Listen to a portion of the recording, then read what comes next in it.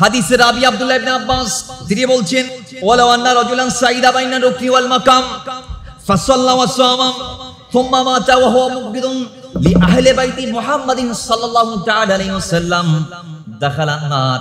আল্লাহর নবী রাহমাতুল লিল আলামিন বলেছেন, কয় উম্মতরা শোনো শোনো, আমার কোন উম্মত যদি খানে কাবার ওঠানে গিয়ে রুকনি ইয়ামানি এবং মাকাম ইব্রাহিমের মাঝখানে নামাজ আর রোজা রাখে, ফাসাল্লা ওয়া সামা নামাজ পড়ছে আর রোজা রাখছে, কোথায় খানে কাবার ওই জায়গায় যেই জায়গার মধ্যে বান্দা দাঁড়িয়ে দোয়া করলে আল্লাহ দোয়া কবুল করে নেয়, ফেরত দেয় না, সেই জায়গার মধ্যে দাঁড়িয়ে বান্দা যদি নামাজ আর রোজা রাখতে রাখতে ফম্মা মাতা সে যদি মারা যায় ওয়া হুয়া মুবগিদুন লি আহলি বাইতি মুহাম্মাদিন সাল্লাল্লাহু তাআলা আলাইহি ওয়াসাল্লাম, আর তার অন্তরে যদি হোসেন প্রীতি না থাকে, তার অন্তরে যদি হাসান প্রীতি না থাকে, তার অন্তরে যদি আলী এবং ফাতেমা প্রীতি না থাকে, সে যদি আহলে বাইতের বিদ্বেষী হয়, আহলে বাইতের বিদ্বেষ তার অন্তরে থাকার কারণে দাখালান নার, সে জাহান্নামে যাবে।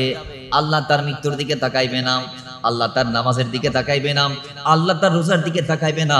সে নামাজ রোজা পড়তে পড়তে খানে কাবার ওই জায়গার মধ্যে ইন্তেকাল করেছে যেখানে মানুষ দোয়া করলে আল্লাহ ফেরত দেয় না, ওই জায়গায় মারা যাওয়ার পরেও সে জান্নাত পাবে না, শুধুমাত্র একটি কারণ, তার অন্তরে হোসেনের প্রেম নাই। জোরে বলেন নাউজুবিল্লাহ।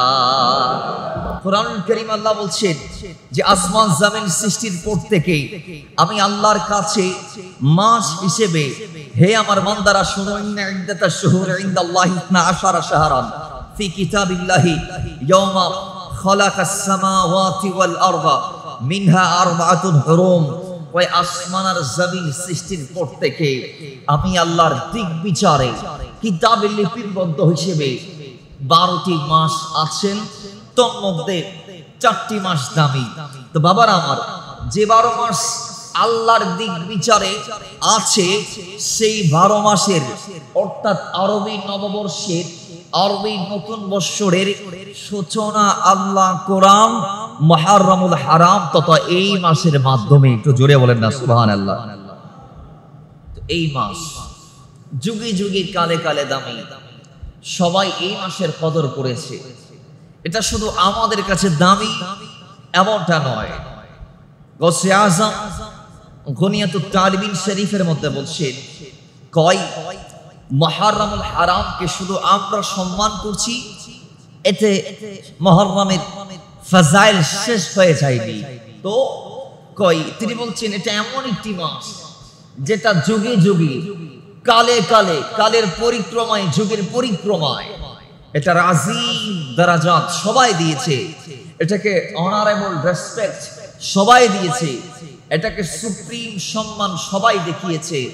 যেমন আপনি যদি বলেন নূহ আলাইহিস সালামের যুগ থেকে, আমি বলবো এই মাসের সম্মান মানুষ দিয়ে আসছে কেন? এই মাসে আল্লাহ নূহ আলাইহিস সালামকে নৌকায় তুলেছেন এবং 80 থেকে 82 জন মানুষ তার সঙ্গী হয়ে ওই নৌকাতে ছিলেন এবং 40 দিন তুফান শেষ হবার পরে হাদিসে পাকের মধ্যে সেই মাসের 10 তারিখ, যেটাকে আমরা ইয়মে আশুরা বলি, সেদিন আল্লাহ নূহ আলাইহিস সালামের নৌকাকে যদি পর্বতে আরোহণ করিয়েছেন, ধাক্কা খাইয়ে দিয়েছেন, জোরে বলেন না সুবহানাল্লাহ। এবং তিনি নেমেছেন, দেখছেন তুফান শেষ, সুবহানাল্লাহ পড়বেন না?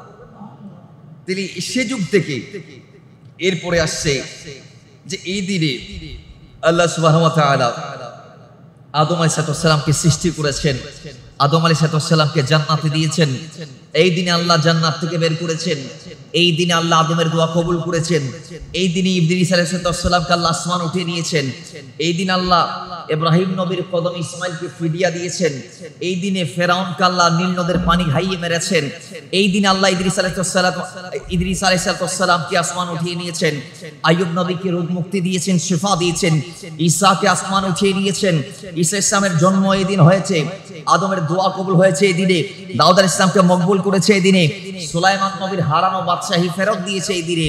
এইভাবে যুগে যুগে কালে কালে আপনি দেখবেন প্রত্যেকটা নবীর জামানায় যেগুলা বড় বড় ঘটনা সংঘটিত হয়েছে এবং যে ঘটনায় আল্লাহ যে পরীক্ষায় নবীদেরকে একেবারে পাস করে দিয়েছেন, একেবারে 100 মার্ক দিয়ে উত্তীর্ণ করেছেন। এই নবীদের দেয়া আল্লাহ প্রদত্ত প্রত্যেকটা পরীক্ষা এই মাসে আল্লাহ দিয়েছেন। জোরে বলেন না সুবহানাল্লাহ। বাবার আমার এই যারাও হাদিসে পাক আসছে, ইমাম মুসলিম হাদিসটা কোট করছেন, ইমাম বুখারীও হাদিসটা কোট করেছেন। আল্লাহর নবী রাহমাতাল লিল আলামিন গেলেন, মক্কা থেকে মদিনায় হিজরত করলেন।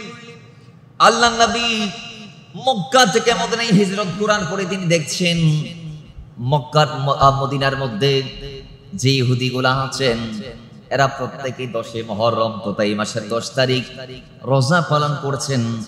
আল্লাহর নবী জানতে চাইলেন, কেন তোমরা রোজা কেন রাখছো? আমি জানতে চাই। তারা বললেন, আমরা রোজা রাখার পিছনে একটা বড় মাহাত্ম্য আছে, বিরাট একটা কারণ আছে।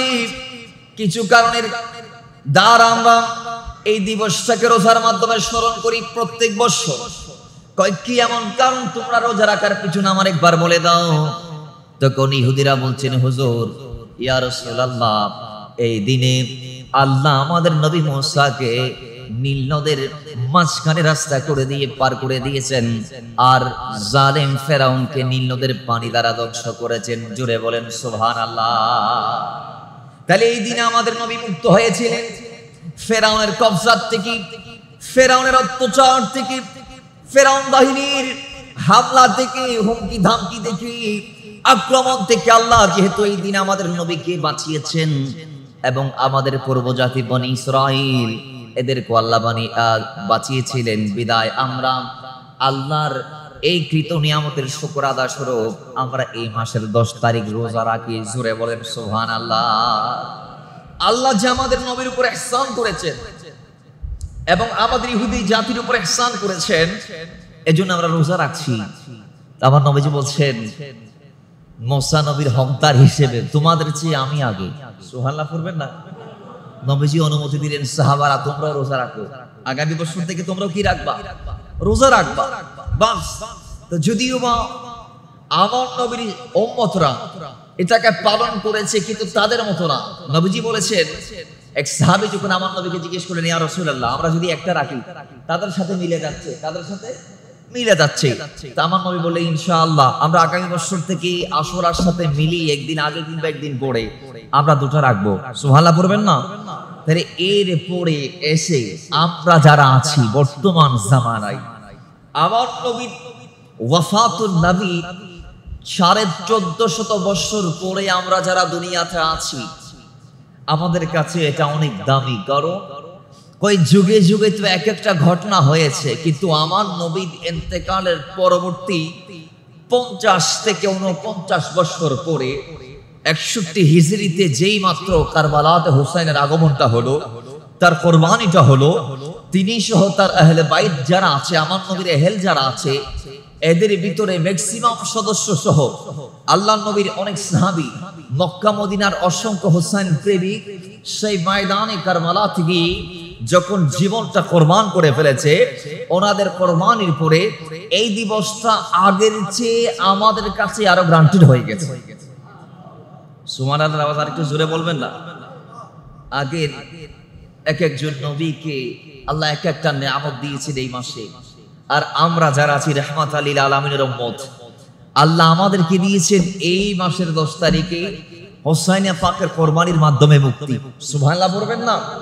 যদিও সাময়িকভাবে ইয়াজিদ মনে করেছে হোসাইনকে কতল করে মসনদ আমি দখল করব, আমার বিরুদ্ধে বলার মতো আব্দুল্লাহ ইবনে ওমর এবং আব্দুল্লাহ ইবনে জুবাইর ছাড়া আর কেউ থাকবে না, এই কয়েকজন ছাড়া আর কেউ থাকবে না, সে মনে করেছে ওইটা। কিন্তু না, হোসাইন কারবালাতে গেলেন, জীবন দিলেন। আল্লামা কাজী আয়াজ বলছেন এবং গরিব নওয়াজ বলছেন, আরো অসংখ্য আমাদের শেখ সাদি থেকে শুরু করে অসংখ্য আমাদের ইসলামী গবেষকরা বলেছেন, আমাদের আইডলরা বলেছেন, আমাদের ইসলামী যে একটা বাগান আছে সেই বাগানের উপযুক্ত খুশবুদার ফুলের একটাই দাবি যে হোসাইন আপনার শান হচ্ছে এত আজিম, আপনি কারবালাতে গেলেন, জীবন কোরবান করলেন, হাত দেন নাই, মাথা দিলেন, আপনি সেটটা জোকার নাই, কিন্তু কোরবান করে দিয়েছেন, কেটে দিয়েছেন। কিন্তু হুসাইন যদিও আপনাকে সাময়িকভাবে ইয়াজিদ শহীদ করে সে মনে করেছে বিজয় তার হয়েছে, কিন্তু আল্লাহর কসম জীবন দিয়ে বিজয়কে হুসাইন ছিনিয়ে নিয়েছে ইয়াজিদের হাত থেকে। জোরে বলেন না সুবহানাল্লাহ। জীবন দিয়ে তিনি বিজয়কে ছিনিয়ে নিয়েছে। এমন বিজয় আজ হুসাইনের হয়েছে যে ইয়াজিদ নামটা গালিতে পরিণত হয়েছে। কথা ঠিক কিনা বলেন? ইয়াজিদ নামটা আজকে কিসে পরিণত হয়েছে? গালিতে পরিণত হয়েছে। এই ইয়াজিদ নামটা গালিতে পরিণত হয়েছে আজকে। এজন্য আমাদের সমাজে দেখবেন একজন আরেকজনকে যখন গালমন্দ করে বলে তুই বড় ইয়াজিদ, বলে আসে না নাই, তুই বড় ইয়াজিদ, তার মানে এটা একটা নেগেটিভ শব্দে পরিণত হয়েছে। কারবালার আগে ইয়াজিদ নাম আমার নবীর অসংখ্য সাহাবার ছিল, কিন্তু 61 হিজরির পরে এই ইয়াজিদ নামটা দুনিয়ার আর কেউ ধারণ করে নাই। বলেন না, ধারণ করে নাই। আল্লাহ আমাদেরকে সেই হুসাইনি আদর্শে নিজেকে সুপর্দ করার, নিজেকে কোরবান করার, হুসাইন পাকের কদম ধরে দুনিয়া আখিরাতের ভেড়া পার হওয়ার তৌফিক দান করুন। আমিন পড়েন।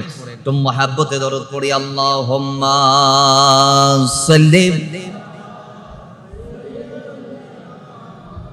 মাওলানা মুহাম্মাদ ওয়া আলা আলি সাইয়্যিদিনা। বাবার আমার আল্লাহ সুবহানাহু ওয়া তাআলা সূরা শুরার 35 নং আয়াতের মধ্যে সেই হুসাইন পাকের ব্যাপারে কি বলছেন একটু করে তাকালে দেখবেন। আল্লাহ বলছেন, ইয়া রাসূলুল্লাহ কুল হাবিব, আপনি আপনার নূরানি জবান মোবারক দিয়ে বলুন কোন জবানে আমার নবী বলেছেন। একবার যদি তাকান কোরআনের দিকে, কোরআন উত্তর দিবে আমার নবীর জবান এটা এমন একটি জবান, মা ইয়ানতিকু আনিল হাওয়া ইন হুয়া ইল্লা ওয়াহয়ুন ইউহা। আল্লাহ আমার নবীর জবানকে এমন জবানে পরিণত করেছেন, ওই জবান দিয়ে রাসূল যা বলেছেন 63 বছরে সবগুলো আল্লাহর কালাম, আল্লাহর কথা, আল্লাহর কথাগুলো ওহীর মাধ্যমে নবীর জবান দিয়ে বের করেছেন। জোরে বলেন সুবহানাল্লাহ। আল্লাহ বলছেন, হাবিব কুল ইয়া রাসূলুল্লাহ ফরমা দিজিয়ে ওই ওহীর জবান আপনি বলেন, লা আসআলুকুম আলাইহি আজরান। রাসূল আপনি উম্মতকে ইসলাম দিতে গিয়ে যে কোরবানি দিয়েছেন কোন বিনিময় আপনি তাদের থেকে চান না, দেখতে কোনতে বলে দেন। ইয়া রাসূলুল্লাহ কোন বিনিময় চান না বলে দেন। রাসূলুল্লাহ উম্মতকে ইসলাম দেওয়ার জন্য কত কষ্ট করলেন। আপনি যদি দেখেন আমার নবী 40 বছরের আগেও কষ্ট করেছেন। 40 বছর থেকে ইসলামের ব্যানার থেকে আবার কষ্ট শুরু হলো। ওই কষ্ট যাইতে যাইতে যাইতে যাইতে 63 বছরে শেষ হয়েছে। ও দুনিয়ার মুসলমান, সেই ইসলাম আল্লাহর হাবিব আমাকে আপনাকে দেওয়ার জন্য খানে কাবাতে নির্যাতনের শিকার হলেন। আল্লাহ নবী তাইফে নির্যাতনের শিকার হলেন। যুদ্ধের ময়দানে উহুদের প্রান্তরে আল্লাহ নবী নৌরানি দান্দান মুবারক শহীদ করে দিলেন। বাতার লোহার টুপি ভেঙে গেল। এত কষ্ট আল্লাহ নবী করেছে। রাসূলুল্লাহকে আল্লাহ বলে, হাবিব আপনি বলে দেন, লা আসালুকুম আলাইহি আজরা, কোন বিনিময় আপনি চান না, তবে একটা বিনিময় আপনাকে চাইতে হবে। সেই বিনিময়টা আপনি চাইবেন না, আমি চাওয়ার জন্য বলছি। সুবহানাল্লাহ, জোরে বলেন। সেই বিনিময়টা আপনি চাইবেন না, আমি আল্লাহ বলছি চাওয়ার জন্য। হাবিব সেই বিনিময়টা কি? ওই ইল্লাল মাওয়াদ্দাতা ফিল কুরবা। ইয়া রাসূলুল্লাহ, নবী যে উম্মতদের জন্য এত কষ্ট করলেন সেই উম্মতদেরকে বলেন ওই উম্মতেরা যেন আপনি নবীর আহলে বাইতকে বেশি বেশি ভালোবাসে। জুড়ে বলেন সুবহানাল্লাহ। তারা যেন আপনার আহলে বাইতকে ভালোবাসে, এই জিনিসটা আপনি বলে দেন। এখন আয়াত নাজিল হয়েছে। ইবনে আব্বাস নবীর কদমে গেলেন। তাফসীর দূরে মনসুরের 6ষ্ঠ খণ্ডের 7 নং পৃষ্ঠার মধ্যে আসে। ইমাম সুয়ুতি দূরে মনসুরের মধ্যে কোট করেছেন। ইবনে হাজার মাক্কি আস-সাওয়াইকে মুহরিকার মধ্যে 168 নং পৃষ্ঠার মধ্যে কোট করেছেন। ইমাম জুরকানি শারহে মাওয়াহিবুল লাদুনিয়ার 7 খণ্ডের 30 নং পৃষ্ঠার মধ্যে কোট করেছেন হাদিসকারা যে ইবনে আব্বাস যার নাম ছিল আব্দুল্লাহ, আমার নবীর চাচতো ভাই, নবীর কদমে গেলেন, ডাক দিলেন, ইয়া রাসূলুল্লাহ, নবী আমি জানতে চাই যে আল্লাহ তো বলেছে কুল্লা আসআলুকুম আলাইহি আজরান ইল্লাল মাওয়াদ্দাতা ফিল কুরবা। ইয়া রাসূলুল্লাহ, আপনার আহলকে ভালোবাসা আমাদের জন্য ওয়াজিব আল্লাহ করে দিয়েছেন। আয়াত নাজিল হওয়ার পরই আপনার আহলে বাইতকে ভালোবাসা, আপনার কুরবতে যারা আছে আহলে কুরবাদেরকে ভালোবাসা, আমাদের জন্য ওয়াজিব হয়েছে। তো ইয়া রাসূলুল্লাহ, আমরা জানতে চাই আহলে বাইত কারা, নিকটাত্মীয় কারা, আপনার কুরবতে আছে কারা? তখন আল্লাহর নবী বললেন, ক্বালা আলিয়ুন ওয়া ফাতিমা ওয়া ওয়ালাদাহুমা। ওই আমার আহলে বাইতের ভিতর যারা আছে তাদের ভিতর এক নম্বরে আলী, দ্বিতীয় নম্বরে ফাতিমা, এরপরে তাদের দুই সন্তান। এই যুগল দিয়ে যে সন্তানগুলা, কোরআন একটাকে লৌলু বলেছে, আরেকটাকে মারজান বলেছে, হাদিসে পাকে শিববির এবং সাব্বিরের কথা আসছে আমার ভাইয়েরা, এবং হাদিসে পাকে হাসান ও হোসেনের কথা আসছে। কয় এই হাসান হোসেন এবং আলী ফাতিমা হচ্ছে আমার নবীর আহলে বাইত। জুড়ে বলেন না সুবহানাল্লাহ। আরেক হাদিস আসছে আমার নবীর পবিত্র স্ত্রীগণ, উম্মাহাতুল মুমিনিন, আজওয়াজে মুতাহারাত, এরাই হচ্ছে আমাদের নবীর আহলে বাইত। কিছু কিছু হাদিস আসছে এর সাথে আল্লাহর নবীর আরো কিছু আত্মীয় চাচাতো ভাইদের ভিতর এরাও আছে। আর কিছু কিছু হাদিস আসছে ভাই আল্লাহর নবীর সাহাবাদের ভিতরে যারা আখাসুল খুসুস, যাদের দাম অতিরিক্ত বেশি, যাদের শান অতিরিক্ত উপরে, যাদের আজিম দারাজাত রাসূল কর্তৃক ঘোষিত হয়েছে, হয় সেই সিদ্দিক আকবর থেকে শুরু করে আর কয়েকজন আমার নবীর আহলে বাইতের ভিতর আছে, নিকটাত্মীয়ের ভিতর আছে। একটু জোরে বলেন না সুবহানাল্লাহ। যাই হোক, আল্লাহ বলছেন সেই আহলে বাইতকে ভালোবাসা আপনার কর্মতে যারা আছে, ইল্লাল মাওয়াদ্দাতা ফিল কুরবা, সেই কর্মতে যারা আছে আপনি নবী তাদেরকে ভালোবাসা আমি আল্লাহ ওয়াজিব করে দিলাম। বাবার আমার, এই আয়াত যেদিন নাজিল হয়েছে সেদিনের পর থেকে এই নবীজির আহলে বাইতদেরকে ভালোবাসা আমাদের জন্য ওয়াজিব হয়েছে। আর ভালো যদি বাসতে পারেন লাভ কি? হাদিসে পাক আসছে, আল্লামা শাফিউ কারামি আলাইহি রাহমা সাফিনায়ে নূরের মধ্যে কোট করছেন হাদিস কালাম, আল্লামা ইউসুফ নাবহানী আলাইহি রাহমা আশরাফুল মুআব্বাদের মধ্যে ৮৬ নং পৃষ্ঠার মধ্যে হাদিসটা কোট করেছেন। মাওলা আলী হাদিসের রাবি, তিনি বলছেন যে আল্লাহর হাবিব আমি দেখেছি তিনি আমার দুই সন্তান নবীর নাতি হাসান ও হোসেনকে নবী ধরলেন, দুই হাত দিয়ে ধরে আল্লাহর দরবারে ফরিয়াদ করছেন। নবীজি বলছেন মান আহাব্বানি, যারা আমি নবীকে ভালোবাসে, ওয়া আহাব্বা হাযাইনি, এবং যারা এই দুই সন্তানকে ভালোবাসে, ওয়া আবাহুমা, এবং এই দুই সন্তানের মা হাসান হোসেনের মা ফাতিমাকে ভালোবাসে, আব্বাকে ভালোবাসে, ওয়া উম্মাহুমা, এবং এদের মা ফাতিমাকে ভালোবাসে। নবীজি বলতেন কানা মাই ফি দারাজাতি ইয়াউমাল কিয়ামা, কিয়ামতের দিন তারা আমি নবীর সাথে, আমার সাথে থাকবে, আমি নবীর জিম্মায় থাকবে। যদি হাদিস এখানে শেষ হয়েছে, কিন্তু আপনি অর্থটা বুঝিলে অবাক হয়ে যাবেন। দুনিয়াতে রাস্তা আছে, আমরা পথ পাড়ি দেই, আমরা রাস্তা পার হই, আমরা চলি। মাথায় রাখবেন দুনিয়ার রাস্তার মতো হাসরের রাস্তা আমরা পাড়ি দিতে পারবো না। দুনিয়ার পথ আমাদের জানা, দুনিয়ার পথ আমাদের চিরচেনা, দুনিয়ার রাস্তা আমাদের হস্তগত, আমরা চিনি। যারা এই এলাকার আছেন চোখ বন্ধ করে যেদিক মন চাই বিলের মাঝখান দিয়ে যাইতে পারবেন, রাস্তা দিয়ে যাওয়ার দরকার নাই। কিন্তু কিয়ামতের মাঠ, হাসরের মাঠ এমন একটা জায়গা যেখানে আপনি পার পাবেন না, পার পাবেন না। আল্লাহ বলছেন সেদিন আপন সন্তান মায়ের থেকে সরে যাবে, মা সন্তান থেকে আলাদা হয়ে যাবে, স্বামী স্ত্রীকে পরিচয় দিবে না, স্ত্রী স্বামীর হবে না, ভাই ভাইয়ের হবে না। ইয়াউমা ইয়াফিরুল মারউ মিন আখিহি ওয়া উম্মিহি ওয়া আবিহি ওয়া সাহিবাতিহি ওয়া বানিহি, সেদিন একজন আরেকজন থেকে দূরে চলে যাবে, কিন্তু প্রত্যেকে নিজের চিন্তায় ব্যস্ত থাকবে। বুখারীর হাদিস আসছে মানুষ যাবে আদম নবীর কাছে, যাওয়ার পরে আদম নবী বলবে লাস্তু লাহা, আমি এটার যোগ্য নই, ইযহাবু ইলা গায়রি, আরেকজনের কাছে যাও। তো কার কাছে যাব? কয় নূহ আলাইহিস সালাম, যাকে আল্লাহ প্রথম রাসূল বানিয়ে দুনিয়াতে পাঠিয়েছে, ওই নবীর কদমে তুমি চলে যাও বা তোমরা চলে যাও। জোরে বলেন না সুবহানাল্লাহ।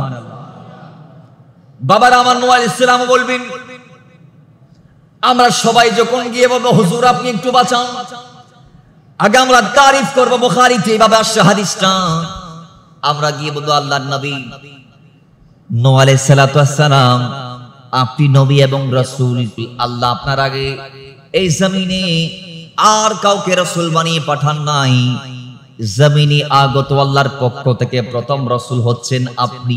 সুবহানাল্লাহ, জোরে বলেন। নবী আদম সাফিউল্লাহ আপনার ঠিকানা দিয়েছে, আমরা এসেছি, আমাদের পক্ষে কথা বলুন রবের দরবারে, একটু বাঁচান না, এই রাস্তা একটু পার করাই দেন না। তখন তিনি বলবেন লাস্তু লাহা, আমি পারবো না, একটা কারণ তিনি আমাদেরকে মেনশন করবেন, এরপর তিনি বলবেন ইযহাবু ইলা গায়রি, কার কাছে যাইতাম। তিনি যখন বলবো আরেকজনের কাছে যান, আমরা বলবো কার কাছে যাব। হাদিসে পাকে এভাবে এসেছে, তিনি বলবেন আমি এমন একজন নবীর ঠিকানা আপনাদেরকে দিয়ে দিচ্ছি, যে নবীকে আল্লাহ খলিল তথা তার বন্ধু বলে ঘোষণা দিয়েছেন। জোরে বলেন সুবহানাল্লাহ। তিনি আল্লাহর খলিল, যান তার কাছে। আমরা যাব, একই ঘটনা, আবার বলবো ফরিয়াদ, একই ফরিয়াদ, একই আবদার, একই দাবি, একই চাওয়া। হুজুর আমরা বাঁচতে চাই, রবের দরবারে ফরিয়াদ করুন, একটু আমাদের পক্ষ হয়ে দুই এক লোকমা কথা বলুন। ইব্রাহিম আলাইহিস সালাম বলবে লাস্তুল, আমি পারবো না, ইযহাবু ইলা গায়রি, আরেকজনের কাছে যান। হুজুর আমরা বড় আশা নিয়ে আপনার কদমে এসেছি, কার দ্বারে যাব, কার কদমে যাব? হুজুর একটা ঠিকানা যদি দিতেন। তিনি বলবেন এমন একটা নবীর ঠিকানা দিচ্ছি, যিনি কালিমুল্লাহ, আল্লাহ ডাইরেক্ট কোন মাধ্যম ছাড়া যার সাথে কথা বলেছে, সেই মুসা কালিমুল্লাহর কদমে তোমরা যাও, সবাই মিলে চলে যাব। আবার কি আবদার রাখবো? তিনি বলবেন লাস্তুলাহা, আমি পারবো না, ইযহাবু ইলা গায়রি। জোরে বলেন সুবহান। আরেকজনের কাছে যান, কয় কার কাছে যাইতাম? কয় আমি আপনাদের কেমন একটা জাতের ঠিকানা দিচ্ছি, যাকে আল্লাহ বাবা ছাড়া দুনিয়াতে পাঠিয়েছেন, যার মা আছে কিন্তু বাবা নাই, তার নাম মরিয়ম তনু ঈসা আলাইহিস সালাম। ও ঈসার হুল্লার কাছে যান, যিনি আল্লাহর দয়ারও, ওই রুহুল্লাহর কদমে যান। আমরা সবাই যাব, একই ফরিয়াদ করব, হুজুর বাঁচতে চাই। তখন তিনি বলবেন লাস্তুলাহা, আমি পারবো না, ইযহাবু ইলা গায়রি, আরেকজনের কাছে যান। হুজুর পাঁচজন নবীর কদমে গিয়েছি, আর কয়জনের কাছে যাব? ঈসা, রুহুল্লাহ বলবেন আপনারা আর কারো দ্বারে যাওয়ার দরকার নাই, আমি যার কদমে পাঠাবো তিনি আপনাদের কাজটা করতে পারবেন। সুবহানাল্লাহ। বাড়ি যাবো দেরি কেন না? আরেকটা না বড় করে হন না সুবহানাল্লাহ। বাবারা আমার, এরপরে আল্লাহ নবী রাহমাতুল লিল আলামিনের কদমে যাবেন। যাওয়ার পরে আপনারা আমরা সবাই বলবো ইয়া রাসূলুল্লাহ, আল্লাহ তো আপনাকে শাফাআত উজমার মালিক বানিয়েছেন, আপনি বলেছেন আসাম আইয়াবাআতাকা রাব্বুকা মাকামান মাহমুদা। জোরে বলি আল্লাহু আকবার। রাসূল আল্লাহ আপনাকে শাফাআত উজমা মাকামে মাহমুদের মালিক বানিয়েছে, আপনি বলেছেন ইয়া রাসূলুল্লাহ, আপনি তো বলেছেন শাফাআতি লি আহলিল কাবাইর মিন উম্মতি, বড় বড় গুনাহগারদেরকে আপনি বাঁচাবেন। ইয়া রাসূলুল্লাহ আমরা বাঁচতে চাই। রাসূল সেদিন বলবে অন্যান্য নবীদের মতো শব্দ নয়, সবাই বলেছে লাস্তুলাহা, আমি পারবো না। আর আল্লাহর নবীর কদমে যাওয়ার পর তিনি বলবেন আনালাহা, আজকে আমি তোমাদেরকে বাঁচাবো। জোরে বলেন সুবহানাল্লাহ। তাহলে সেদিন আমাকে আপনাকে যিনি বাঁচানোর ক্ষমতা রাখে, তিনি মদিনাওয়ালা, তিনি রাহমাতুল লিল আলামিন, তিনি শাফাআতের হকদার, দাবিদার, তিনি বাঁচাবে। আর হাবিবুল্লাহ তিনি নূরানি জবান থেকে বলছেন, ও আমার উম্মতরা, সেদিন যদি তোমরা তোমাদের হাতটা আমি নবীর হাতে রাখতে চাও, যদি তোমরা এটা কামনা করো যে আমি নবী তোমাদেরকে হাত ধরে জান্নাতে পাঠাবো, তাইলে শুনো, আমি নবীকে ভালোবাসো। মান আহাব্বানি ও আহাব্বা হাদাইনি, এবং আমার এই দুই সন্তান, আমার নাতি রাসূল বলে নাই, বলেছেন আমার সন্তান হাসান হুসাইন, সন্তান বলেছেন নাতিকে। এজন্য এখানে আরেকটা শিক্ষা আছে এই হাদিস থেকে, যে আল্লাহর নবী বিভিন্ন হাদিসে নাতিদেরকে সন্তান যেহেতু বলেছে, প্রায় হাদিসে আল্লাহ নবী বলেছেন এরা ফাতেমার সন্তান, আমি নবীর সন্তান। যত হাদিস আছে আহলে বাইতের শানে, প্রত্যেকটা হাদিসে দেখবেন নবীজি হাসান হোসেনকে নাতি বলে নাই, সন্তান বলেছে। এখান থেকে একটা মাসালা সাবিত যে আমাদের দেশের অনেক দাদারা, অনেক নানারা নাতিকে ফুয়া বলে আসে না নাই, এবার ফুয়া হদ আসে না নাই, হইতে পারিবেন ইয়ান জায়েজ আছে, মদিনাওয়ালা হইয়ে নাতিরে ফুয়া বলি, বড় গরি ফরন না সুবহানাল্লাহ। আর একটা না বড় গরি ফরন সুবহানাল্লাহ। তাহলে বাবারা আমার, ওই মদিনাওয়ালা বলছেন সেদিন যদি তোমরা আমি নবীর জিম্মায় থাকতে চাও, তাহলে আমার এই দুই সন্তানকে ভালোবাসো, এদের আব্বা আলী, মা ফাতেমা, এদেরকে যদি ভালোবাসতে পারো, কানা মাই ফি দারাজাতি ইয়াউমাল কিয়ামা, তাহলে কিয়ামতের দিন তোমাদের হাত আমি নবীর হাতেই থাকবে, অর্থাৎ তোমাদের জিম্মাদারি আমি নবীর হাতে। সুবহানাল্লাহ। আমরা আমাদের হাতটা নবীর হাতে থাকুক, চাই কি চাই না? একটু আস্তে আওয়াজ, চাই কি চাই না? আমি জানি রওজান হচ্ছে সুন্নিয়তের ঘাঁটি, কথা ঠিক কি না?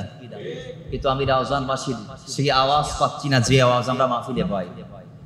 যে আওয়াজ আমরা মাহফিলে পাই, আমি রমজানবাসীর সেই আওয়াজ পাচ্ছি না। এবং আমি অত্যন্ত মর্মাহত হয়েছি আজকের প্রথম জুমায়। আমি মনে করেছিলাম যে প্রত্যেকটা মসজিদে আমরা দেখি আজানের আগে মসজিদ ফিল আপ, কথা ঠিক নেবে ঠিক, কিন্তু আজান এখনো এই পরিবেশটা এই মহল্লায় হয় নাই। আমি চাই মসজিদের খেদমতে যে আসুক সমস্যা নাই, কিন্তু আপনাদেরকে পরিবর্তন হতে হবে। আপনাদেরকে আজানের পর ওই মসজিদে আসার দরকার আছে না নাই? জোরে বলুন আছে না নাই? অন্তত শুক্রবার একদিন আমরা আমাদের কাজগুলো আগে শেষ করে ইনশাআল্লাহ আজ্জা ওয়া জাল্লা আল্লাহ এবং তার হাবিবের মহাব্বতে আমরা আগ ভাগে মসজিদ আসব। কথা বলেন ইনশাআল্লাহ। আরো জোরে বলে ইনশাআল্লাহ। আল্লাহ আমাদেরকে শুক্রবারে জুমার আজান পড়ার আগে আগে মসজিদে কদম দেওয়ার তৌফিক দান করুন। মহাব্বতে বলেন দরুদ শরীফ পড়ি, আল্লাহুম্মা সাল্লি ওয়া আলা আলি সাইয়্যিদিনা।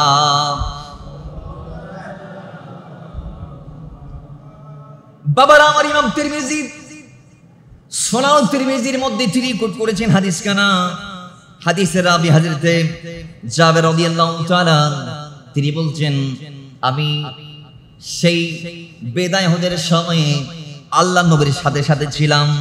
রাআইতু রাসূলুল্লাহ সাল্লাল্লাহু আলাইহি ওয়াসাল্লাম, আমি আল্লাহর নবীকে দেখেছি ফি হাজ্জাতিহি, বিদায় হজের সময়, ইয়াউমে আরাফা, আরাফার দিনে, ওয়া হুয়া আলা নাকাতিহিল কাসওয়া, কাসওয়া নামক উটের পিঠে আল্লাহর নবীকে দেখেছি। ইয়াখতুবু, রাসূল বক্তব্য দিয়েছে। ফাসমাইতুহু, আমি নিজের কানে শুনেছি। ইয়াকুল, আল্লাহর নবী কথা বলেছেন, ইয়া আইয়ুহান নাস, এই আমার উম্মতেরা, হে মানব মণ্ডলী, শোনো শোনো, কান পেতে শোনো। ইন্নী কাদ তারাকতু ফীকুম আমরাইন, আমি তোমাদের জন্য দুটো জিনিস দিয়ে যাচ্ছি। মা ইন আখাযতুম, যদি তোমরা এগুলাকে আঁকড়ে ধরো, লান তাদিল্লু, তোমরা গোমরাহ হবে না। কই ইয়া রাসূলুল্লাহ, সেগুলা কি বলতে হয় না? নবী বলে দিচ্ছেন কি? নবীজি বলছেন কিতাব আল্লাহ। প্রথম যে জিনিসটা তোমরা আঁকড়ে ধরবা সেটা হচ্ছে আল্লাহর কিতাব। দ্বিতীয় জিনিসটা হচ্ছে ওয়া ইতরাতি আহলা বাইতি। জোরে বলেন সুবহানাল্লাহ। এটা মিশকাতুল মাসাবি তো 568 নং পৃষ্ঠার মধ্যে আসে হাদিস কানা। ইমাম তিরমিজি তিনি তার সিও কিতাবে নোট করেছেন, হযরতে জাবের বলছেন যে আল্লাহর নবী বলেছেন, তোমরা যদি তোমাদের ঈমান আর আমলকে মাহফুজ রাখতে চাও, তোমরা যদি তোমাদের ঈমান আমলকে হেফাজত রাখতে চাও, ঈমান নিয়ে যদি কবর তক যাইতে চাও, তাহলে কিয়ামত পর্যন্ত আনে ওয়ারাদের জন্য একটা সলিউশন, দুটো জিনিস আঁকড়ে ধরো। এগুলো আমি নবীর দেয়া হাদিয়া। বাবা ইন্তেকাল করে সন্তানকে হাদিয়া দিয়ে যাই, মেরাজ দিয়ে যাই, উত্তরাধিকার সূত্রে বাবার সমস্ত সম্পদের মালিক সন্তান হয়ে যাই। আমি রাসূল চলে যাব, আমি আর বেশি দিন দুনিয়াতে থাকবো না, কিন্তু আমি তোমাদেরকে দুটো জিনিস দিয়ে যাচ্ছি, এগুলা যদি আঁকড়ে ধরতে পারো, লান তাদিল্লু, তোমরা গোমরাহ হবে না। তোর মধ্যে প্রথমটা কিতাব আল্লাহ, আল্লাহর কিতাব যেটাকে কোরআন বলা হয়। দ্বিতীয়টা হচ্ছে ওয়া ইতরাতি আহলা বাইতি, প্র্যাকটিক্যাল কোরআন। আমার বাবারা যাদেরকে আহলে বাইত বলা হয়, জোরে বলেন সুবহানাল্লাহ। একটা হচ্ছে থিওরিক্যাল, যেটা আমাদের ঘরে আছে 30 পারা, যেখানে আল্লাহ থিওরি বর্ণনা করছেন, আর সে কোরআনের বাস্তব অবয়ব প্র্যাকটিক্যাল কোরআন। এরা হচ্ছে আহলে বাইত। কারণ আপনি আহলে বাইতের, আমি শুধু স্পেশাল ভাবে মাওলা হোসেনের কথা বলবো না, আপনি মাওলা হাসানের দিকে তাকাইতে পারেন, আপনি যায়েনাব বিনতে ফাতেমার দিকে তাকাইতে পারেন, আপনি মাওলা আলীর দিকে তাকাইতে পারেন, আপনি মা ফাতেমার দিকে তাকাইতে পারেন। ফাতেমার জীবন নিয়ে রিসার্চ করলে আপনি সেখানে প্রত্যেকটা সেকেন্ড পাবেন এমন যে ফাতিমা আল্লাহ এবং তার হাবিবের সন্তুষ্টির জন্য তার গোটা জিন্দেগির প্রত্যেকটা ক্ষণ কাটিয়েছেন। সুবহানাল্লাহ জোরে বলেন। আপনি যদি মাওলানা আরেকটা রিসার্চ করেন, আপনিও পাবেন কি? আপনি যদি ইমাম হাসানেরটা যদি রিসার্চ করেন জীবনী, একই পাবেন। ইমাম হুসাইনেরটাও একই পাবেন। তারা তাদের জীবনের একটা ন্যানো সেকেন্ড, অর্থাৎ 1 সেকেন্ডের 1000 ভাগের 1 ভাগ, এটাকে তারা নষ্ট করে নাই। তারা এই 1 ন্যানো সেকেন্ডকেও বেখেয়ালে কাটাই নাই। তাদের জীবনের প্রত্যেকটা ন্যানো সেকেন্ডই তারা কোরআন মোতাবেক কাটিয়েছেন। জোরে বলেন না সুবহানাল্লাহ। এই জন্য রাসূল তাদের কথা বলেছেন। আরেক হাদিস আসছে আল্লাহর নবীর সুন্নাতের কথা আহলে বাইতের জায়গায়। যাই হোক, এই জিনিসগুলো আমাদের আঁকড়ে ধরতে হবে। আমরা আহলে বাইতকে কেন ধরে থাকবো, তাদেরকে কেন মানবো? ইমাম আহমদ ইবনে হাম্বল তিনি তার শিও মুসনাদের মধ্যে হাদিসটা কোট করেছেন। আবু যার হাদিসের রাবি, তিনি বলছেন খানে কাবার গিলাফ ধরে, আমি কাবার গিলাফ ধরে বলছি, ইন্নাহু ক্বাল ওয়া হুয়া আখিজুন বিবাবিল কাবা, সামাইতু, কাবার দরজা ধরে তিনি বলছেন আমি শুনেছি আন-নবী সাল্লাল্লাহু আলাইহি সাল্লাম, আল্লাহ নবী থেকে ইয়াকুল, নবী বলেছেন আলা ইন্না মিসলা আহলি বাইতি ফিকুম মিসলু সাফিনাতি নূহিন মান রাকিবাহা নাজা ওয়া মান তাখাল্লাফা আনহা আহলাকা। আল্লাহর নবী সাল্লাল্লাহু আলাইহি সাল্লাম বলেছেন যে শোনো, আমার আহলে বাইতের তুলনা কি জানো তোমরা? কিসের সাথে জানো? ওই সফিনায়ে নূহ আলাইহিস সালামের নৌকার মতো, ওই নৌকাতে যারা উঠেছে তারা যেমন পার পেয়েছে, সেম ভাবে আহলে বাইতকে যারা আঁকড়ে ধরবে, আহলে বাইতের আদর্শকে যারা লালন করবে, মান রাকিবাহা নাজা, তারা নাজাত পাবে। জোরে বলেন সুবহানাল্লাহ। তারা কি পাবে? জোরে বলুন, তারা কি পাবে? তেরে এবার বলুন, সেই আহলে বাইতের আদর্শ আমরা লালন করতে চাই কি চাই না? আওয়াজ আরো জোরে, চাই কি চাই না? তাদের আদর্শে থাকলে লাভ আছে না নাই? একটু জোরে বলি, আছে না নাই? আরেকটা হাদিস যদি আমরা বলি, ইবনে মাজার মধ্যে আসছে প্রথম খণ্ডের 64 নং পৃষ্ঠা, আল্লামা শাফিঈ কারাবি আলাইহি রাহমাহ সাফিনায়ে নূহের মধ্যে বলেছেন হাদিসের রাবি আবু হুরায়রা। আবার এটার বিস্তারিত হাদিস আসছে ইমাম হাকিমের মুস্তাদরাকের মধ্যে, তিনি এটার ব্যাখ্যা সহ একেবারে পূর্ণাঙ্গ হাদিসটা কোট করেছেন। যদি ইবনে মাজারটা বলি তাহলে সেখানে আছে মান হাব্বাল হাসানা ওয়াল হুসাইনা ফাকাত আহাব্বানি, নবী বলছেন হাসান হুসাইনকে ভালোবাসা মানে আমি নবীকে ভালোবাসা, ওমান আবাগাদাহুমা ফাকাত আবাগাদানি, আর এদের বিরুদ্ধে যাওয়া মানে আমি নবীর বিরুদ্ধে যাওয়া। এবার ভালো যে বাসছেন নবীকে ভালোবাসার মতো হয়ে গেল। এখন এইভাবে ভালোবাসতে পারলে লাভটা কি?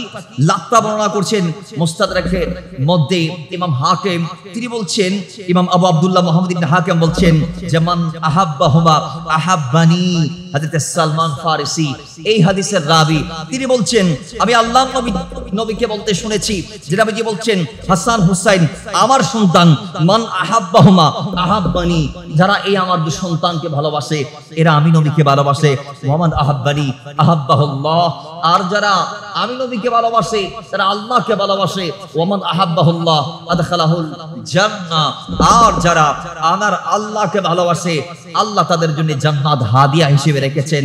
আর ওমান আবাগাদাহুমা আবাগাদানি, যারা এই দুই সন্তানকে দেখতে পারে না, মহব্বত করে না, ভালোবাসে না, এদের পক্কা অবলম্বন করবে না, হয় এরা আমি নবীর বিরুদ্ধে।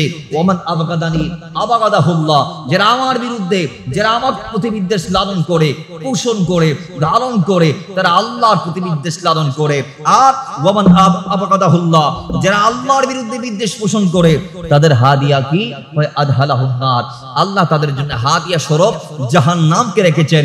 ও দুনিয়ার মুসলমান, তাহলে বোঝা গিয়েছে আহলে বাইতের সাথে রাসূলুল্লাহ জড়িত, রাসূলুল্লাহর সাথে আল্লাহ জড়িত, আর আল্লাহ হয়ে আমরা পাবো জান্নাত। আর আহলে বাইতের বিরুদ্ধে গেলে নবীর বিরুদ্ধে হয়ে যাবে, নবীর বিরুদ্ধে গেলে ওঠো আল্লাহর বিরুদ্ধে হয়ে যাবে, আল্লাহর বিরুদ্ধে যে যাবে জান্নাতের আশা কি সে করতে পারবে?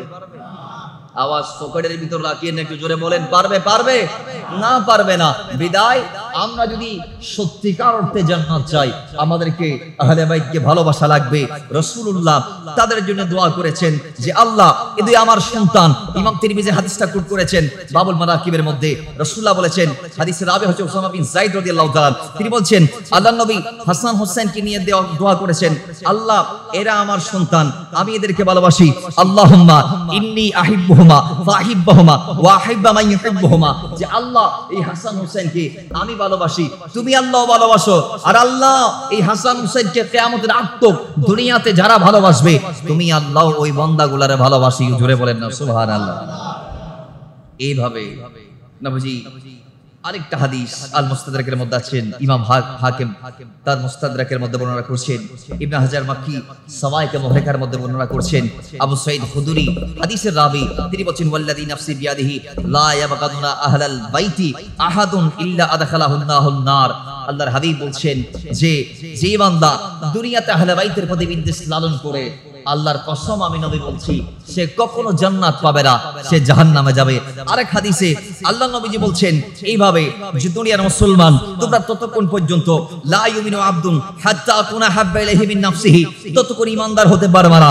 শারফুল মুহাব্বাতের মধ্যে আসছে 85 নং পৃষ্ঠার মধ্যে ইমাম আল্লামা ইউসুফ নাবহানী তিনি বলছেন তোমরা ততক্ষণ ঈমানদার হতে পারবে না যতক্ষণ আমি নবীর নফসকে তোমরা নিজের নফসের চেয়ে বেশি মহব্বত করবে না। ওয়া তাকুনা ইতরাতি আহাব্বা ইলাইহি মিন ইতরাতিহি, তোমাদের পরিবারের চেয়ে যতক্ষণ তোমরা আমি নবীর পরিবারকে বেশি মহব্বত করবে না। আল্লাহর কসম যে রবের হাতে আমি নবীর প্রাণ, ওই রবের নামের কসম করে বলছি তোমরা ততক্ষণ ঈমানদার হতে পারবে। জোরে বলুন পারবে। আরেক হাদিস আসছে, এটা আমি মনে করি ইউসুফ নাবহানীর এই হাদিসটা ইমাম তাবরানী কোট করেছেন, ইমাম হাকিম কোট করেছেন। আমি মনে করি আহলে বাইতের ফাজাইলের উপরে অন্যতম শ্রেষ্ঠ একটি কথা এটা। বাবার আমার হাদিসের রাবি আব্দুল্লাহ ইবনে আব্বাস তিনি বলছেন ওয়ালাউ আন্না রাজুলান সাইদা বাইনা রুকনি ওয়াল মাকাম ফাসাল্লা ওয়া সামা থুম্মা মাতা ওয়া হুয়া মুবগিদুন লি আহলি বাইতি মুহাম্মাদিন সাল্লাল্লাহু তাআলা আলাইহি ওয়াসাল্লাম দাখালান নার। আল্লাহর নবী রাহমাতুল লিল আলামিন বলেছেন কয় উম্মতরা শোনো শোনো, আমার কোন উম্মত যদি খানে কাবার ওঠানে গিয়ে রুকনি ইয়ামানি এবং মাকাম ইব্রাহিমের মাঝখানে নামাজ আর রোজা রাখে, ফাসাল্লা ওয়া সামা নামাজ পড়ছে আর রোজা রাখছে, কোথায় খানে কাবার ওই জায়গায় যেই জায়গার মধ্যে বান্দা দাঁড়িয়ে দোয়া করলে আল্লাহ দোয়া কবুল করে নেয়, ফেরত দেয় না, সেই জায়গার মধ্যে দাঁড়িয়ে বান্দা যদি নামাজ আর রোজা রাখতে রাখতে মাতা সে যদি মারা যায় ওয়া হুয়া মুবগিদুন লি আহলি বাইতি মুহাম্মাদিন সাল্লাল্লাহু তাআলা আলাইহি ওয়াসাল্লাম, আর তার অন্তরে যদি হোসেন প্রীতি না থাকে, তার অন্তরে যদি হাসান প্রীতি না থাকে, তার অন্তরে যদি আলী এবং ফাতেমা প্রীতি না থাকে, সে যদি আহলে বাইতের বিদ্বেষী হয়, আহলে বাইতের বিদ্বেষ তার অন্তরে থাকার কারণে দাখালান নার, সে জাহান্নামে যাবে। আল্লাহ তার মৃত্যুর দিকে তাকাইবে না, আল্লাহ তার নামাজের দিকে তাকাইবে না, আল্লাহ তার রোজার দিকে তাকাইবে না। সে নামাজ রোজা পড়তে পড়তে খানে কাবার ওই জায়গার মধ্যে ইন্তেকাল করেছে যেখানে মানুষ দোয়া করলে আল্লাহ ফেরত দেয় না, ওই জায়গায় মারা যাওয়ার পরেও সে জান্নাত পাবে না, শুধুমাত্র একটি কারণ তার অন্তরে হোসেনের প্রেম নাই। জোরে বলেন নাউজুবিল্লাহ। তাহলে আমাদের এই হুসাইন প্রীতি লাগবে, হুসাইন রাদিয়াল্লাহু তাআলার আদর্শ লাগবে, হুসাইনের জজবাত আমাদের লাগবে। মাওলা হুসাইন কারবালার প্রান্ত থেকে আমাদেরকে যে শিক্ষাগুলো দিয়েছেন সেগুলো আমাদের লালন করতে হবে। শুধু খালি হুসাইন হুসাইন বলে চিল্লা ফাল্লা কোরআন নাম আহলে বাইতের প্রেম নয়।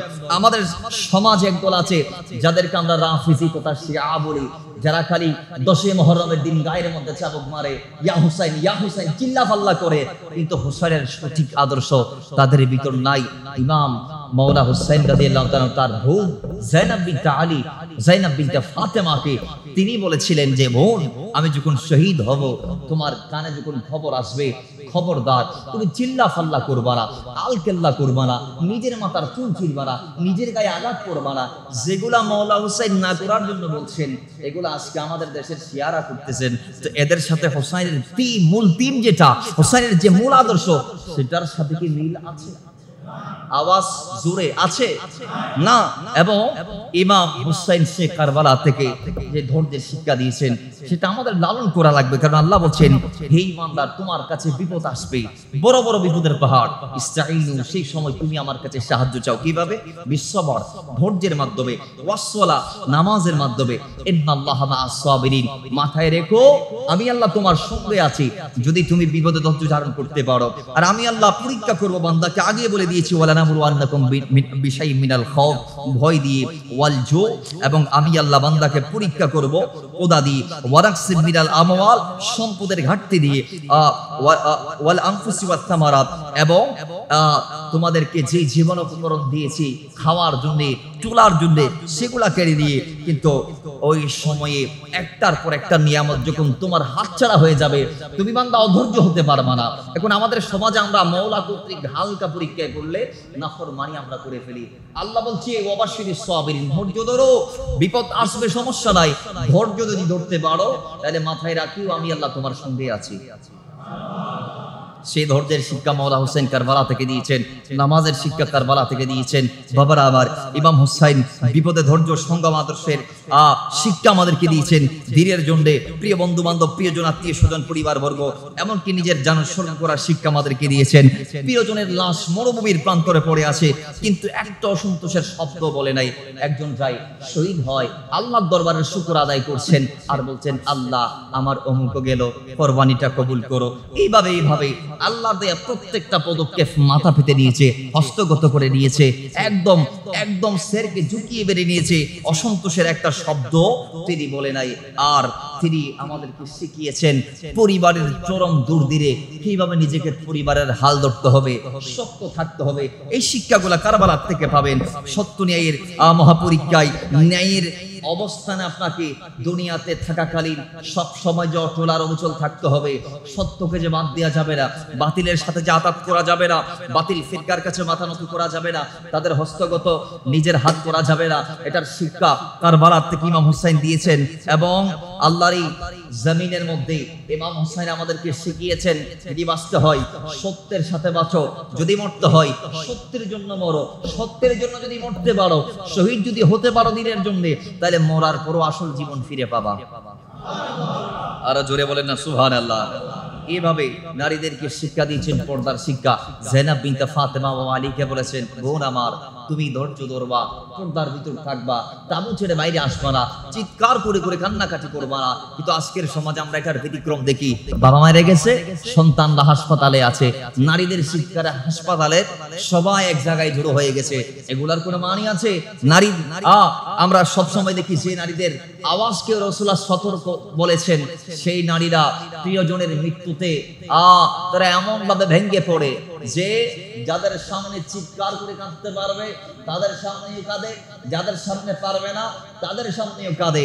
একজন মানুষ মারা গেলে সমাজের সবাই তাকে দেখতে যায়, কিন্তু ওই সবার সামনে বোন আসছে, চিৎকার মারি মারি কান্না। ইসলাম মাথায় রাখবেন, এগুলাকে সমর্থন করে না।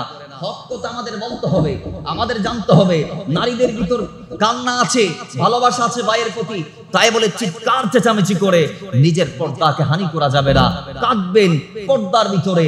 এই মুহূর্তে যিনি আমাদের থেকে বিয়োগ হয়েছে, তার আমাদের কান্নার দরকার নাই, চোখের ফোটার দরকার নাই, সওয়াবের দরকার। কথা বলেন ঠিক কি না? তো তার জন্য পর্দার ভিতর থেকে আপনি তাসবিহ পড়ুন, তাহলিল পড়ুন, কোরআন খানি করুন, রাসূলুল্লাহর দরুদ পড়ুন, এগুলা করুন। এগুলো আমারই লাগবে। আর একদিন চিল্লা ফাল্লা করে কাঁদাকাটি করলেন, পরের দিন আর খবর নিলেন না, ভাইয়ের জন্য একটু সওয়াব পাঠাইলেন না, স্বামীর জন্য কোরআনের এক পৃষ্ঠা পড়ে পাঠাইলেন না, এটা হতে পারে না।